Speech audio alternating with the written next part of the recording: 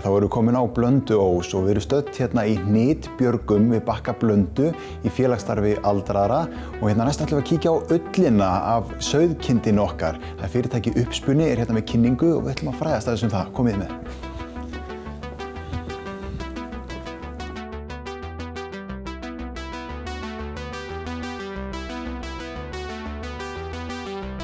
Vildu að við bara byrja að segja okkur aðeins frá Uppspunna? Já. Uppspunni er smáspunnuverksmiðja. Hún er lítil en samt stór og gerir helling. Og við erum fyrst og fremst að vinna ullina af okkar kindum í garn. Ég er sem sagt sauðfjárbóndi. Og ég hef keypt af nágrönnum mínum líka, en síðan getur fólk komið með ull til mín og fengið hana unna í garn. Og þessar vélar eru svolítið sérstakar með það að við erum svona náttúruvæn svolítið. Já. Þannig að við erum alveg með hreina sauðaliti oftast, en svo lita ég pínulítið líka þá með jurtum til dæmis. Ég er hérna með til dæmis nokkur sýnisvot bara af jurtum. Gaman að segja frá uppáhaldsplöntum Íslendinga. Þetta er lúpínan og kervill. Mér skilst að flestir séu aflögufærir með þessar plöntur ef ég vil nota þær til að lita úr. Svo er þetta rabarbari. Þannig að ég er bara því miður ekki með mikið meira af jurtalitu því ég nota sumarið til að lita úr jurtum, en núna er harða vetur þannig að ég er þá meira með duft. Já, en þetta er þá náttúrulegi liturinn alveg. Já, þetta er í sjálfu sér náttúruleg litun. Já. Og hitt kallast handlitun þegar maður er með duftið. Já. En sauðalitirnir, og ég ætla að ná hérna aðeins í nokkra hespur, sauðalitirnir eru bara af kindinni og ég er rosalega oft spurð að því með þetta svarta. Hvernig færðu þetta svona svart? Hvað gerir? Hverju blandar í?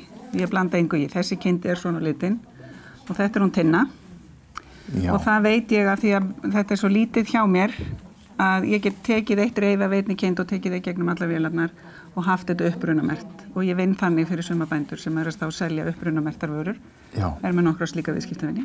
Það sem ég í rauninni gerir til að fá ullina svona svakalega hreina og fína er að ég rýi daginn sem ég tek þar inn. Já. Og þær eru ekkert inn í óhreinindum fyrir bara eftir rúning. Og þá fæ ég ullina mjúka og hreina og get gert úr henni bara nánast hvað sem er. Já. Nú ég með eina vél sem er einstök á heimsvísu og hún tekur onaf sem hefur ekki verið hægt að gera með vélum hingað til. Að taka on að vera að skilja tógið, grófari hárin frá þelinu.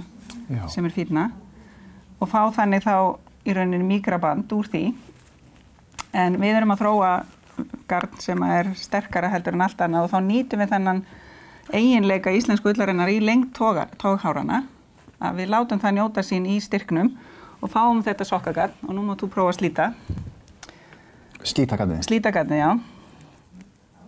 Koma svo, taka á því. Það er ekkert rosalega auðvelt, það hefst, en það er kannski sér að þetta var mikið sem þurfti til. Já, það þarf alveg að taka á því. Og þetta er alveg ofsasterkt garn, það er líka slitsterkt í sokkunum, en þeir eru samt hlýir og mjúkir, sérstaklega hlýir. Já. Ég er með hérna pínu sýnisvotn af því. En er þetta allt í eiginleikum ullarinnar, en þetta er eitthvað í því hvernig þú spinnur? Já, ég nýti mér í rauninni eiginleika ullarinnar en líka spunaaðferðina við að fá þetta eins sterkt og gott eins og hægt er. Íslendingar hafa spunnið ansi lengi og þá fyrst og fremst til að vefa úr, í upphæfi var það til að vefa úr. Prjónahefðin er ekkert mjög gömul, en síðan til að prjóna og þeir náttúrulega eldra fólk bjóað mikill í þekkingu með spuna en þetta var dálítið að hverfa. Já. En er að koma mjög mikið aftur að fólk er að handspinna og hefur mikinn áhuga á að vinna með ull og mikill prjónaáhugi í öllum heiminum. Það eru haldnar ullarhátíðir út allan heim. Nefnir nú bara líka prjónagleðina hérna á Blönduósi sem dæmi sem að því við erum á Blönduósi. Já. Sköpunarkrafturinn í þínu fyrirtæki, nú heitir þetta Uppspunni, ertu mikið að spinna upp nýja liti og nýjungar? Já, það má eiginlega segja það, ég er svolítið mikið, mér finnst það mjög skemmtilegt að prófa eitthvað nýtt, eins og þetta núna er bara það allra síðasta sem við erum að gera, þetta er sem sagt þá fínna sokkagarn og hendar þá í fínni prjónaskap eða innisokka eða þess háttar, þeir eru samt sterkir. Og við erum að lita alls konar og prófa alls konar jurtir eða efni til að lita og gera þá líka fjölbreytta liti úr því. Og það er líka svo magnað með ullina hvað hún er létt en ofboðslega hlý. Já. Og eiginleikar ullarinnar eru líka þeir að þeir taka í sig raka upp að ákveðnu magni og síðan bara byrja að kasta þessu frá. Þannig að kindin er alltaf þurr. Hún er náttúrulega þróuð bara fyrir íslenska veðráttu. Hún myndi alveg geta verið úti í þessu veðri sem búið að vera í vetur. Og við getum það líka því við getum verið í flíkum úr þessu hráefni. Já. Og lopapeysa sem prjónuð úr ull sem hefur ekki verið meðhöndluð of mikið, hún tekur í sig upp að 30% magni af vatni eftir það fyrir hún að kasta því frá. Þannig að í lopapeysu ert þú þurr og heitur. Já.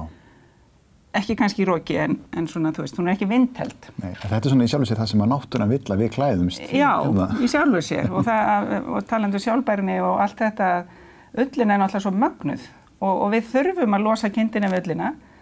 Þannig að það líka svo jákvætt fyrir þá sem eru umhverfisvænir eða hugsa velferð dýra að nýta þetta vel og bera virðingu fyrir því. Já. Þannig að það svo ég komið í nú að. Akkurat.